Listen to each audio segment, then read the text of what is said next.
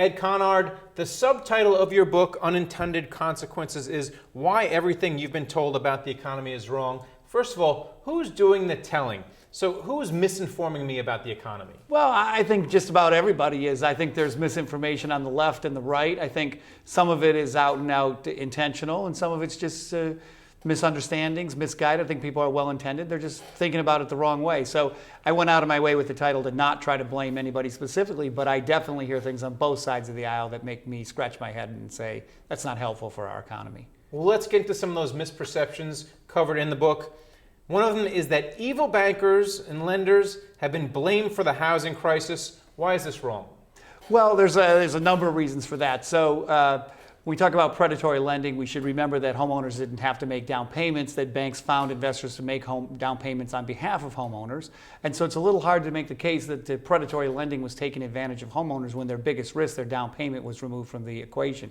You often hear that fraudulent syndication was also used by the banks to syndicate unsavory loans, but I know a lot of Wall Street traders and investors who are buying mortgages. They're about the most sophisticated investors in the world. The idea that they didn't know that the income was undocumented and that they were making no down payment loans, I think, is laughable. Well, speaking of Wall Street, you also take issue with the fact that a lot of people say that the end of regulation led to Wall Street's collapse in 2008. Why is that wrong? Well, I think people overlook the change of the recourse rule in 2001, which really, I think, straightened out capital adequacy requirements and really matched the amount of reserves that you needed to hold to the amount of risk that you were taking. Prior to that, you could hold all the risk, the first loss tranches, if you will, and hold very little reserves against it. So I think 2001 rationalized that, and eventually Basel II came along and tried to mimic it, maybe not as successfully as what the Bush administration did, but I think that was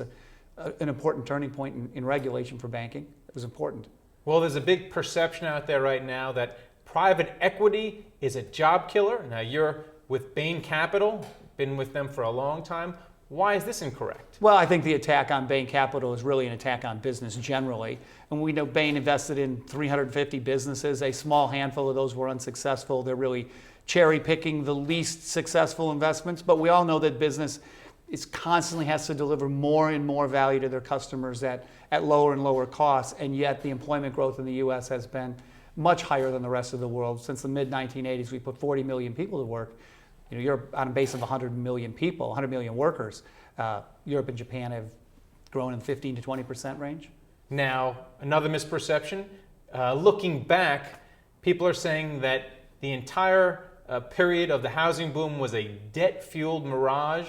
We didn't know it when we were living through it. Now a lot of people look back and say, we were just living on credit. It wasn't a real boom. You take issue with that. Well, sure. I think all you have to do is look at the productivity numbers, and you can see that there was an enormous increase in productivity in the U.S., largely driven by know-how and innovation, and that the rest of the world has come nowhere close to the productivity gains. You can't do that with consumption. You can't do that with debt-fueled growth. You do that with hard work and innovation and investment. So if everybody is wrong, who's right now? Who should people be listening to? Well, you can listen to me. I do think this. If you read the book, you will get a very sophisticated understanding of the economy. And whether you agree with the book or not, I think that's true. I've had very serious economists on the left and the right read the book, and I think they've all come away with the view that this is a very interesting, thought-provoking, serious book, whether they agree with every point in the book or not. Look, the book covers a lot of ground. It's controversial, it's thought-provoking, it's counterintuitive. I'm the only person who probably agrees with everything in the book. This market is stock picker's market. Stocks have rallied this year. We're coming into a Monday where we're going to